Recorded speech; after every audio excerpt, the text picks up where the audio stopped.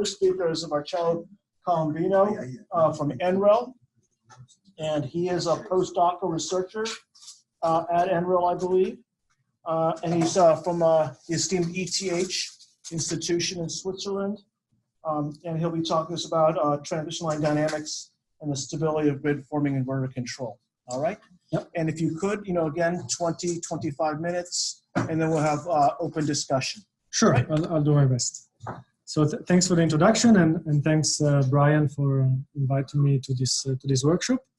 So the work I'm going to be talking about today actually started when I was at ETH Zurich, and it's mostly in collaboration with Dominic Gross, who is there in the audience, and Florian Dörfler. And then we continued this work once I moved to NREL with Brian for a little bit of time, and with Gaps, who also is in the audience for the experimental validation. And when I was at ETH Zurich, I was part of this famous Migrate project that we heard about already this morning, and we are going to hear more about tomorrow from Thibaut, who's going to be in video conference from Arteo in France. And what I'm going to be talking about today is some of the things that we learned while working on specific grid forming control architectures for the Migrate project. So I'll be brief with the motivation because I guess we are all familiar with it. We are transitioning the power system from big synchronous machine to power inverters. And synchronous machines have a lot of kinetic energy as a buffer. Inverters have none. The machines self-synchronize through the grid. So thanks to their physics, when you put these machines together, they form a synchronous sinusoidal voltage.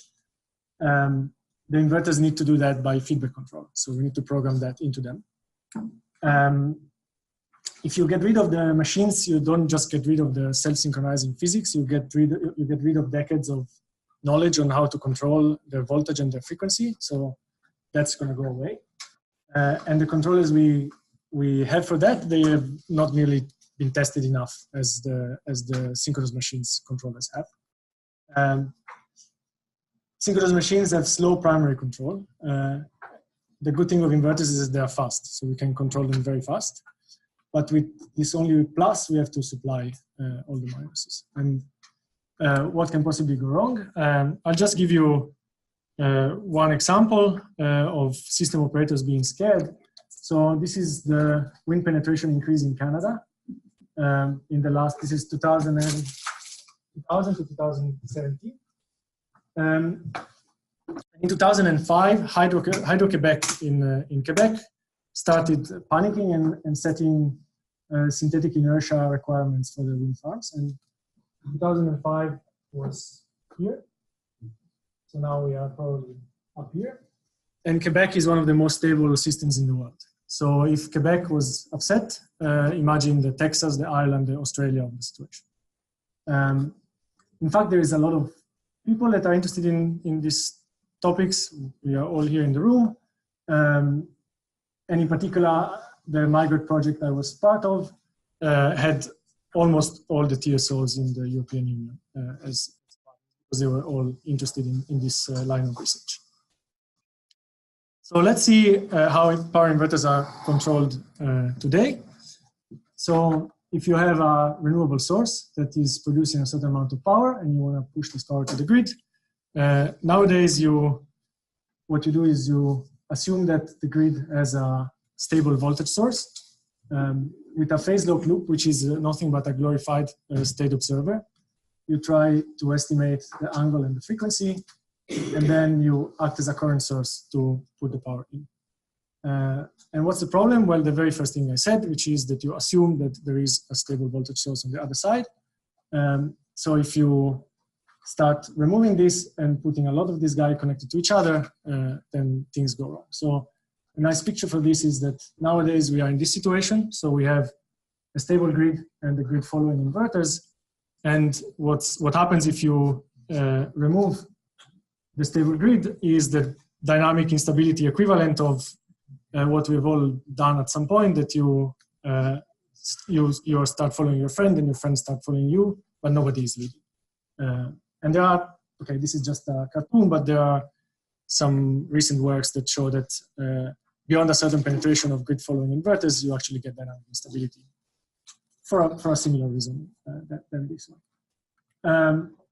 So the outline of my talk is going to be, I'm going to start by showing you a grid-forming controller, which we call dispatchable virtual oscillator.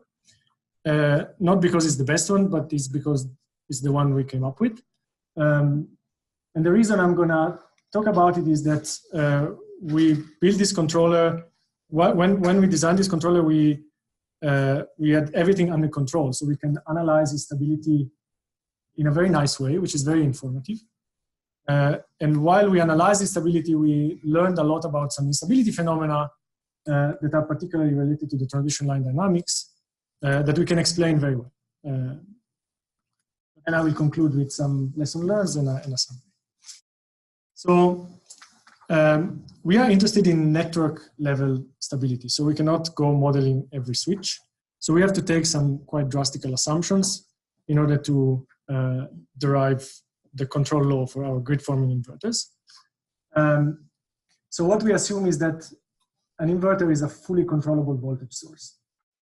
So we can specify its voltage as we like. And then once we decide how to specify the voltage, it's going to be someone else's job to build the control loops such that the inverter actually does what we want it to do. And we have available for designing our control the local measurement of the voltage at the terminal and the local current. We have set points, which are local set points for voltage magnitude, active power and reactive power. We know nothing, so we want completely decentralized control. So each inverter has no information about non-local measurements and no information about the network parameters. So we don't want that in order to design the controller on my side, I need to know every impedance. I'm going to neglect DCSI dynamics. I'm going to neglect storage requirements. Of course, to have grid forming control, you need some sort of curtailment or energy storage because you cannot just have a fixed power injection. And before you roll your eyes and say, okay, this is too simple, it's completely unrealistic, we actually went all the way to experimental validation. So we can, using these models, we can analyze the stability of the network level system, but then we can build the control loops that control the switches. And we, with Brian and Gapso at NREL, we also implemented this in a small experimental setup. So this is the assumptions that are good enough for what we care right now, which is the system level stability. What are the objectives? Two main objectives. We want to synchronize all these inverters when we put them together to a synchronous frequency. And we want that these inverters provide the desired power injections at the desired voltage level. All of this with no communication and no knowledge of the system, okay? So let's start with the simplest possible case, which is we have two inverters in one line.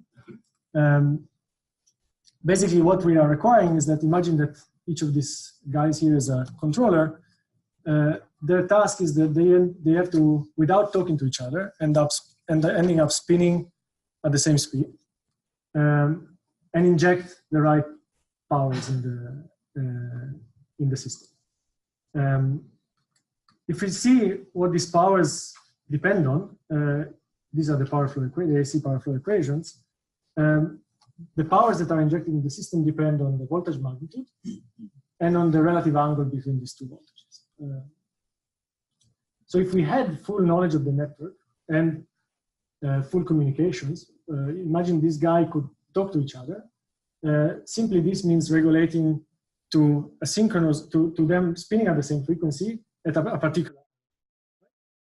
So the way we actually started designing the controller is say, okay, so forget about all the limitations we have. Imagine that we have full knowledge of the network and full communication. What controller would we design in that case? Marcello, use the microphone. It's looking on the line. They can't hear you otherwise. So in this very idealistic case, which is not realistic at all, this guy can speak on the phone now, and they can look at the network. So this is the controller we came up with. So each of them implements an harmonic oscillator. So if without anything else, this is just spinning at 60 Hertz. And then a correcting term that tries to correct for the angle difference. So they want to be at a particular angle with respect to each other. And this is simply saying, okay, look at where my friend is and where I am rotated by the angle I wish to have with respect to him, and correct for it. So if the angle difference is correct, this term is 0. And then a simple magnitude controller that looks at the voltage magnitude, where you should be, and corrects for it. So if you are at the right angle and the right voltage, this term disappears and you are spinning at 60 Hertz. And everybody implements this. What I can tell you is that this works, and I'll be more precise later, but of course cannot be implemented because you need full knowledge of the network to translate from power injections to angle differences. And you need communication because you're controlling voltage 1 and you need to have information about voltage 2. So we need to get rid of these two problems. Now we do that. In this very simple example, if you just subtract and add again V1, you get something that depends on the voltage difference. And this is just a matrix times your own voltage. So this is local, but still needs information about the angle. And this just depends on the voltage difference. You can choose this weight as you like. So if you choose it as the impedance of the line, you get something that depends of the admittance times the voltage difference. That's a current, and that you can measure. And then this matrix, by calculating backwards from the power flow equation, actually depends only on the local set points. So now you have gone from something that needed communication and full knowledge of the network to something that needs no communication, because the information you wanted is just the voltage difference, and you gather it by measuring the current.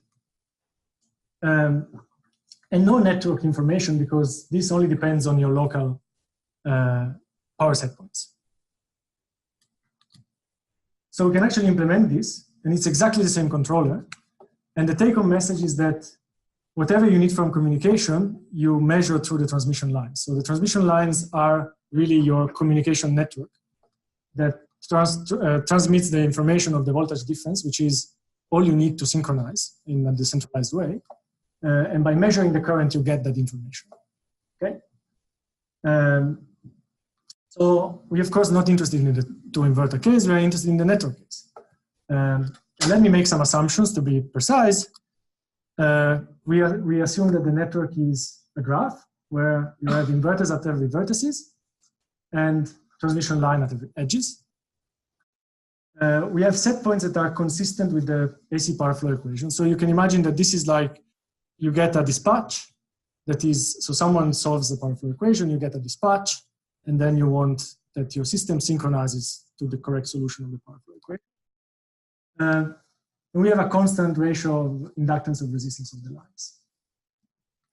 And then there is a bad assumption that I mark in red, which is the line dynamics are almost instantaneous, and in particular, we assume the quasi-steady state model of the line dynamics.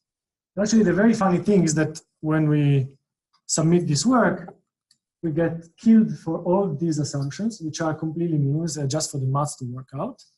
Nobody mentions this one. And this is actually, so you can have a realistic system where all these assumptions are violated enormously, and this still works totally fine. But this is what kills the whole grid forming controller if you're not careful. And I'll be precise in a bit on why. So for the network case, the controller is completely unchanged. You still have something that depends on your local power set points and on your output current that comes out of you. So this is super easy to implement. You can implement a simulation with this controller in a minute. And again, we have an equivalent reformulation, which depends on the angle errors and the voltage errors. And the nice thing is that this one is decentralized, it's very easy to implement, but it's very hard to analyze because these power set points have this weird nonlinear relationship to the power flow equations. This is actually quite easy to analyze, and they are exactly the same. So what we do is we implement the first, but for analyzing stability, we analyze the last one, the second one. And there's actually two bonuses. If you take this guy, which is now written in rectangular coordinates, and you bring it to polar coordinates, you set all these set points to 0, you get the average virtual oscillator control, which is the controller that Brian has developed. So we can expect that a lot of the dynamic properties the nice dynamic properties that he has shown for his controller naturally carry over in this one. And if you go to polar coordinate and linearize around the synchronized solution, you get droop control. So this is somehow a nonlinear version of droop control that around the synchronous solution has a first order behavior, which is droop, which is not surprising as well, but it also means that likely carries over a lot of the nice properties that droop has. The nice thing is that this we can properly analyze in dynamic sense. So the result that we have is that if a certain condition holds, the system is almost globally asymptotically stable, which means globally asymptotically stable with respect to the limit cycle of synchronous solutions with the pre-specified power injections and the right voltage. And what is the condition? If you read between the line of the condition, is a very natural one. You cannot push too much power around the system if you don't have enough capacity. So this part here has the second largest eigenvalue of the Laplacian of the graph, which tells you how connected the transmission graph is. And this part here is related to how much power is flowing in the graph. This is just for like a mathematical exercise. It's fun. But as I said, this works in practice. So we have done, actually Dominic has done high fidelity simulations together with RTE in France, where they simulated this controller together with synchronous machines or together with other grid forming controllers. They took lines and tried all sorts of fault responses, and they see that it works very well. And as I said, we have a small experimental setup at NREL, and we are planning to expand on that as well.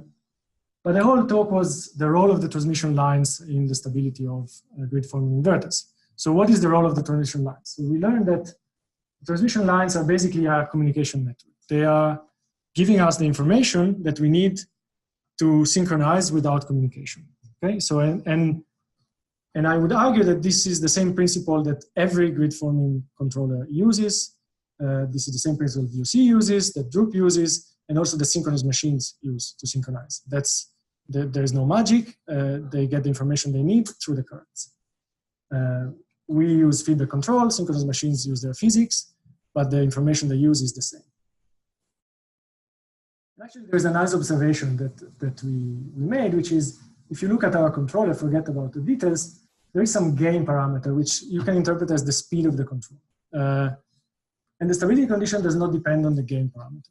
So we're lucky we can control as fast as we can. So if you do a simulation where you include the line dynamics, you choose one value for this eta that is whatever it is, you go 10 times higher, the stability condition is satisfied, and everything blows. But I just showed you a theorem that said, okay, if the stability condition is satisfied, I should be stable. So what's wrong? Was it a wrong theorem? No, the assumptions were wrong. And the assumption was this quasi-steady state assumption for the transmission line, which is extremely common in power system analysis, dynamic analysis of power systems. So yeah, this is the culprit. This is what we assume. So there is an instantaneous relationship between voltage and current in the transmission lines. In reality, you have some dynamics. This is a simple dynamics for simple first order dynamics that describes a circuit. There is a bunch of papers that have realized this problem, that when you simulate inverter-based systems, you get instabilities related to introducing the dynamic simulation of lines in your system, okay? And which you don't notice if you make the quasi-steady state assumption. And the nice thing is that from the way we prove the stability of this controller, we can give a very nice interpretation. So the currents are used instead of communication to infer information about relative voltages. And if you have inductive lines, they delay the communication. And it's very well known that delays in a feedback system eventually causes instability. So the controller must be artificially slow down in order to avoid these instabilities. And actually the maths, if you redo the maths by taking the transmission lines into account, we get a new stability condition that tells us exactly that. So this is the old one, then this will be satisfied by a certain slack. And then with this slack, you build a bound on the control gain that tells you that you need to be slower than a certain speed, otherwise the lines will cause instability. So the teachings of this is that the same reasoning likely applies to all controllers, all grid forming controllers. You don't see this in the traditional system because there is an inherent timescale separation between the lines and the machines. So the machines have a very slow timescale. So for the point of view of the machine, the lines are actually in steady state almost all the time. But the inverters can be controlled much faster, arbitrarily fast. And basically, if you are too fast in the control of the inverters, you break this timescale separation. So you cannot anymore neglect the dynamics of the transition line because you go excite the dynamics of the transition lines. So another teaching is be skeptical of simulation with inverters and quasi-steady state lines because they might conclude that the system is stable, but the system in reality is not stable. And I'm not saying that you shouldn't do this because if you want to simulate an enormous system, it's still probably a good idea to have that, but just keep it in mind. That this can be a problem. Yeah. And also adding or upgrading transmission line carelessly can cause instability. And we can back this up. This is what comes out of our condition, and we can back this up with some simulation examples. So because adding and improving transmission lines increases the gain, but doesn't change the timescale of the lines. So basically, you're just increasing the closed loop gain. The story is not that simple. So we found negative effects of the transmission line dynamics. If you have grid following inverters, they act as a filter when you use a PLL, and they actually have positive effects. So basically the main teaching is don't neglect the dynamics of the lines. So I want to thank all my collaborators, Florian and Dominic from ETH, Gapsu and Brian that were at NREL, and well, now Brian is here. And these are the two students that work with us and the funding agencies. This is where these results are in. And actually a pledge, if you have this paper for review, it's been a year and a half. We would like to hear that. If you have any questions, you can ask.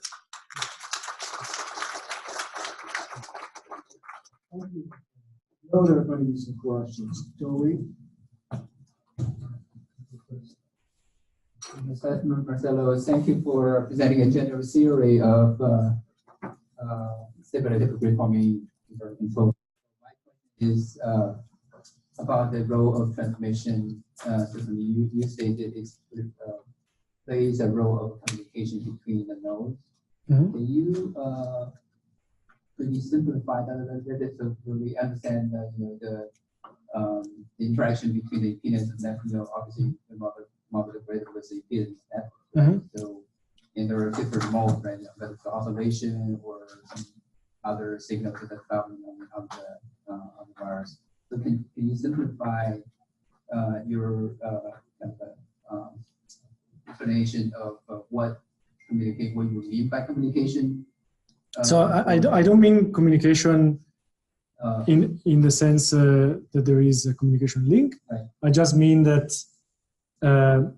in order to synchronize a system, you need to have information. Basically, synchronizing a system means achieving an objective which is related to the relative to the voltage difference.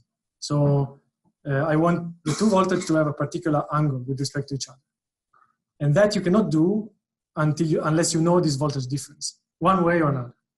One way would be that you tell me your voltage and I subtract it to mine, and then I know the voltage difference. Another is that I read the current that is coming from me to you, but that's not, and with that information I can infer the voltage difference, but that's not instantaneous communication. So if you change your voltage at your end, it's going to take some time before I notice it at my end by measuring the current. And that creates a delay in the system, basically. If you design your system for having 0 delay, and then the system has a delay, it might be unstable. So all I'm saying is that you should just not neglect. If you want to control your system very fast, you should not neglect this delay. Yeah, so fundamentally you're still talking about physics. Sure, it's not communication, it's a communication through the physics. Yes, exactly. Actually, I may be able to add a little bit to your answer on that question.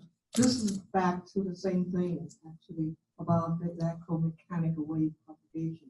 So once you have the lines to give you that information that the delta frequency arrive. So in that sense, that's the communication we're talking about. So we talked about, once the renewable penetration gets very high, you have much less inertia. See, the communication speed depends on the line impedance and the inertia of the system. But once let's say your line doesn't change, right? You drop the inertia, so your speed actually go up much, much faster. So you don't have 500 miles per second, you could have 5,000 miles per second speed, but still much slower than the speed of light. So my question is, why not give up the advantage of the true communication that can tell you things happen ahead of time before the mechanical wave and do something about it? Is that still desirable? Well, you seem to imply that could cause more stability issues if not done properly. I think I generally agree. So I think that if you have true communication, like let's say perfect true communication, sure, you can do better. But whether that's desirable, probably not. Right? The system is able to synchronize in a decentralized way, and that adds a whole layer of security on top of it. That it's sure. I mean, I don't know if you want to have security, then there's complications in how do you design the communication properly. If someone joins the system, they need to start communicating with everybody else. It adds unnecessary complication. Yeah. Oh, sorry. So also let me add a comment to the topic, and then also another question. So I think in the kind of communication you talk about, basically you're trying to estimate the voltage at the up end, right? So you use voltage in the current at local end to estimate the voltage at the up end. I think you have a big assumption here is that your impedance of the line is accurate. Is that correct? No, you actually never use the impedance of the line in this work. But then how can you get the voltage at the far end? So you are not. So you're interested in driving this quantity to zero, basically. You're interested in driving. Let's say you want to synchronize perfectly. You're interested in driving this voltage difference to zero. So you're just what you're interested in is basically. You can see there's at the local level you're interested in driving your current to a certain angle to respect to your voltage, so you have the right power injection. But you can what I was saying is that you can interpret this. You can interpret this as a completely realistic situation where you are actually looking at the voltage differences. So I guess but you in the implementation of the controller, nowhere you use any information about the impedance in the lines.